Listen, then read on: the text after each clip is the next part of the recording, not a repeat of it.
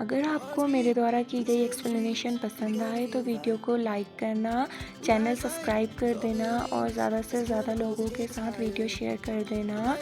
Episode की शुरुआत में हमें दिखाता जाता है कि जे होप वहाँ से जा चुका था और हमें दूसरी जगह का सीन दिखाया जाता है जहाँ पर वो किसी और लड़के के साथ बैठा हुआ था, जो कि उसे बताता है हाँ जिमिन हमारे स्कूल से ट्रांसफ़र हुआ था और हमें बोला गया था कि वो यूएस जा रहा है, लेकिन फिर बाद में हमने उसे साइकेट्रिस्ट हॉस्पिटल से बाहर आते हुए देखा था। क्या तुम उसके ज़्यादा क्लोज हो? जो सुनकर होसू बोलता है हाँ वो थोड़ा क्यूट है। उसके बाद पूछता है वैसे तुम्हारी लाइफ कैसी चल रही है, ऑर्फनेज से जाने के बाद तुम कैसे रह रहे हो? जो सुनकर वो लड़का कहता है मुझे अब ऑर्फनेज की बात नहीं करनी है, जिस पर जेहोप उससे सॉरी बोलता है। तब वो लड़का बोलता है अडॉप्टेड होने के बावजूद भी स्कूल में ये रूमर्स हैं कि मैं ऑर्फनेज में रहा हूँ, क्या तुम्हारे साथ भी यही प्रॉब्लम हो रही है? जो सुनकर जेहोप उसे देखता है और बोलता है स्कूल में हर कोई पहले से ही ये बात जानता है और इसमें मैं कुछ भी नहीं कर सकता हूँ, क्योंकि सच तो यही है ना कि मैं ऑर्फनेज में रहता हूँ।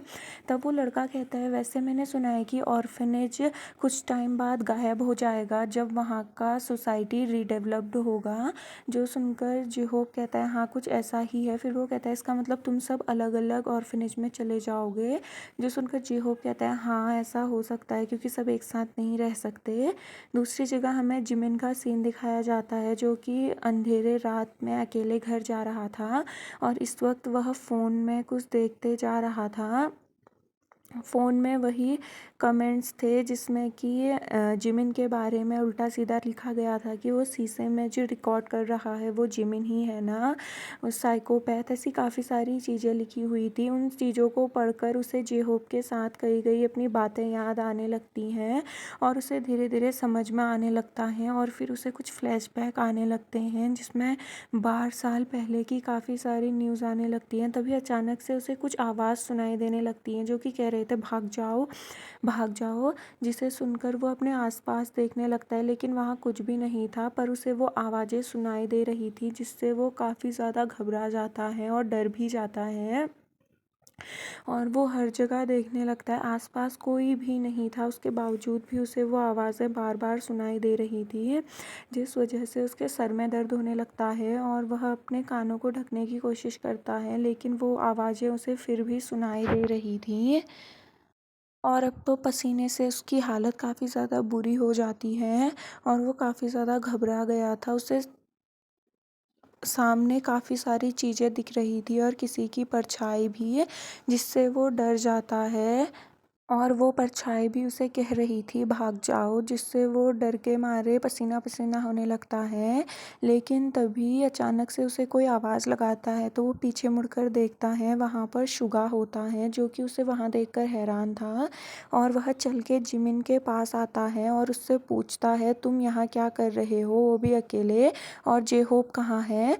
जो सुनकर जिमिन उसे देखता है और बोलता है कि वो घर जल्दी चला गया था क्योंकि मिसेस किम ने उसे बोला था। जिस पर शुगा कहता है तो तुम यहाँ अकेले क्यों चल रहे हो, क्या ये कुछ ज़्यादा इरिटेटिंग नहीं है? जिस पर जिमिन कहता है नहीं मैं बिल्कुल ठीक हूँ। तो सुनकर शुगा उसे देखता है हाँ और बोलता है सही कहा, हमें पैर दिए ही क्यों हैं, चलने के लिए ही तो दिए हैं, सही कहा तुमने। लेकिन जिमिन तो उसकी बात सुन ही नहीं रहा था और आसपास देख रहा था, जो देखकर शुगा उसे अजीब तरीके से देखता है और उसे देखते हुए बोलता है चलो करके और आगे आगे चलने लगता है, लेकिन जिमिन वहाँ पर से हिलता भी नहीं है। जो देखकर वो फिर से बोलता है चलो मेरे साथ और ज़बरदस्ती उसे अपने साथ लेकर चले जाता है और शुगा बोलता है चलो मेरे साथ, मैं तुम्हारे लिए कुछ खरीद दूंगा, हम दोनों साथ में खाएंगे कुछ अच्छी चीज़। उसके बाद हमें वह दोनों एक कन्वीनियंस स्टोर में दिखाए जाते हैं जहाँ पर वह दोनों ही खड़े थे और वह लड़की उन दोनों को देखकर मुस्कुराए जा रही थी। तभी शुगा जिमिन को देखने लगता है तो जिमिन उसे कुछ इशारा करता है और उसके बाद शुगा उसे अपना ऑर्डर बताता है और वह बोलता है स्वीटनेस लेवल कितना चाहिए तुम्हें? जो सुनकर शुगा बोलता है बोल्ड आइस चाहिए। तभी जिमिन उसे देखता है और बोलता है हाँ स्वीटनेस चाहिए। जो सुनकर शुगा कहता है मैंने कहा, उसने नहीं कहा कि बोल्ड आइस चाहिए। और वो दोनों ऐसे ही बातें करने लगते हैं। वहीं उन दोनों की बातों को देखकर वह लड़की मुस्कुराने लगती है और जिमिन शुगा को वहाँ से खींच कर ले जाता है और बोलता है मैं अभी आता हूँ। बाहर आने के बाद शुगा बार बार उस शॉप को ही देखते जा रहा था और फिर जिमिन को देखते हुए बोलता है हम दोनों में से स्मार्टेस्ट कौन है। जो सुनकर जिमिन उसे देखता है और बोलता है स्मार्टेस्ट आरएम है। जो सुनकर शुगा चुप हो जाता है और फिर बोलता है अगर वो आइस है तो वो बोल्ड क्यों है, मैं कुछ समझ नहीं पा रहा हूँ, क्योंकि उसे वो आइटम समझ ही नहीं आ रहा था। वहीं जिमिन उसकी बातों को सुनकर हंसने लगता है, लेकिन बेचारा शुगा तो कंफ्यूज हो गया था और बोलता है आखिर ये हंस क्या रहा है, ये इतना अजीब क्यों है। फिर हमें हॉस्पिटल का सीन दिखाया जाता है जहाँ पर जिमिन डॉक्टर के सामने बैठा हुआ था और अपने साथ जो कुछ हुआ था वो डॉक्टर को बता रहा था। और इस वक्त वो काफ़ी ज़्यादा डरा हुआ भी लग रहा था और बोलता है मैं इससे काफ़ी ज़्यादा स्ट्रगल कर रहा हूँ, मैं ऐसा लगता है कि मैं पागल हो जाऊँगा। जो सुनकर डॉक्टर उसे देखती हैं। तभी जिमिन बोलना कंटिन्यू रखता है तब मैं फिर से उन चीज़ों को याद कर रहा था और मैं पूरी तरीके से कांप गया था और काफ़ी बुरी तरीके से डर गया था। मैं सच में उन सबको याद नहीं करना चाहता हूँ। ये कहते हुए वह रोने भी लगा था। वहीं डॉक्टर उसे शांत कराते हुए 1 मिनट रुकने का बोलकर वहाँ से चली जाती है।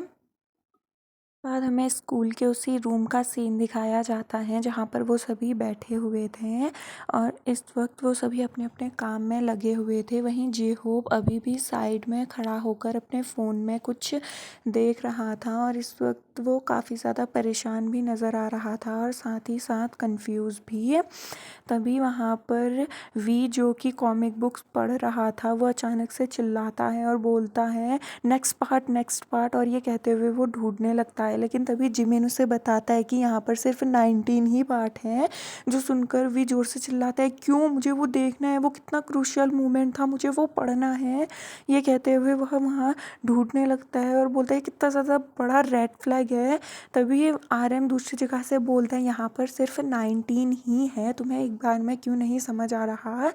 तभी वी जिमिन के पास से उठकर आरएम के पास चला जाता है और बोलता है वो कितना क्रूशियल मोमेंट था। लेकिन तभी उसका ध्यान आरएम के हाथ में पकड़ी चीज़ पर जाता है तो वो उससे छीन लेता है और पूछता है ये क्या है।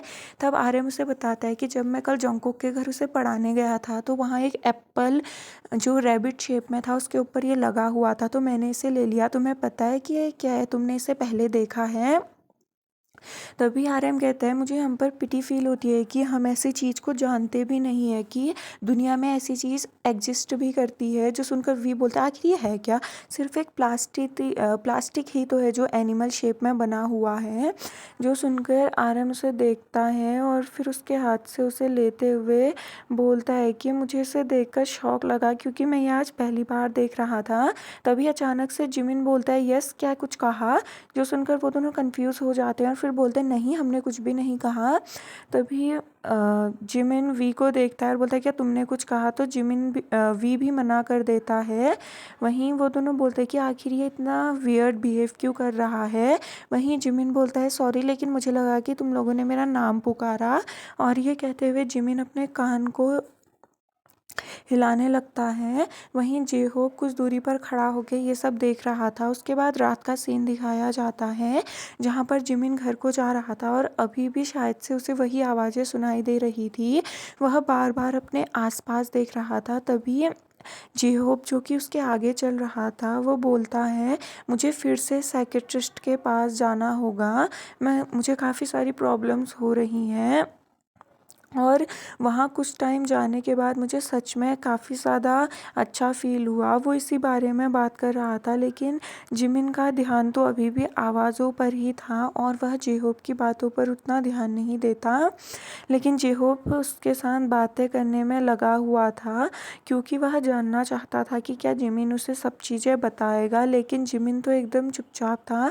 तभी अचानक से जिमिन जे-होप को रोकता है और बोलता है मैं कुछ भूल गया, मेरी मॉम ने मुझे बोला था कि तुम्हें घर जल्दी आना है। जो सुनकर जेहोब जिमिन को देखता है और बोलता है लेकिन तुम्हारे मॉम डैड तो यूएस गए हुए हैं ना। जिस पर जिमिन एक पल के लिए चुप हो जाता है और फिर बोलता है वो मेरी ग्रैंड मदर हैं घर पर, सॉरी अब मुझे जाना होगा। और ये कहते हुए वह जेहोब की बात सुने बिना एक टैक्सी लेकर वहाँ से जल्दी भाग जाता है। वहीं उसका इतना वियर्ड बिहेवियर देखकर जेहोब को अजीब सा लगता है और वह उसे जाते हुए देखने लगता है। और फिर वह कुछ सोचने लगता है और धीरे धीरे आगे चलने लगता है। उसके बाद हमें दूसरी सुबह का सीन दिखाया जाता है जहाँ पे कि सभी लोग उसी रूम पर थे। और इस वक्त जंगकुक वहाँ पर एंटर करता है और बोलता है मैं सबके लिए आइसक्रीम लेकर आया हूँ। और वह जल्दी जल्दी सबको आइसक्रीम दे देता है।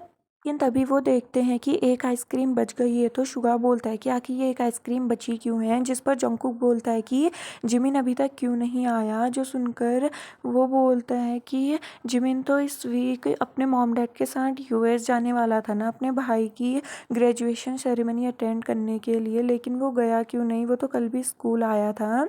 इस पर वो बोलता है, वो कह रहा था कि उसका कुछ पासपोर्ट इशू चल रहा है और उसका पासपोर्ट एक्सपायर हो गया है। यही सब बातें करते हुए वह लोग अपनी आइसक्रीम्स खा रहे थे। तभी अचानक से सुगा आरएम को बुलाता है और पूछता है कि तुम फ्री कब हो। जो सुनकर सब उसे देखने लगते हैं। तभी आरएम बोलता है क्यों तुम्हें कुछ चाहिए, जिस पर सुगा उससे पूछता है तुम्हें पता है कि दो दो आइस क्या है। जिस पर आरएम कहता है क्या। तभी सुगा दोबारा बोलता है दो दो आइस। जो सुनकर वो सभी कंफ्यूज हो जाते हैं। वहीं आरएम आगे मुड़कर सोचने लगता है। तभी जोंगकुक सुगा को देखते हुए बोलता है कि क्यों तुमने जस्ट अभी आइस खाई हुई है तो आइस दो दो क्यों होगी।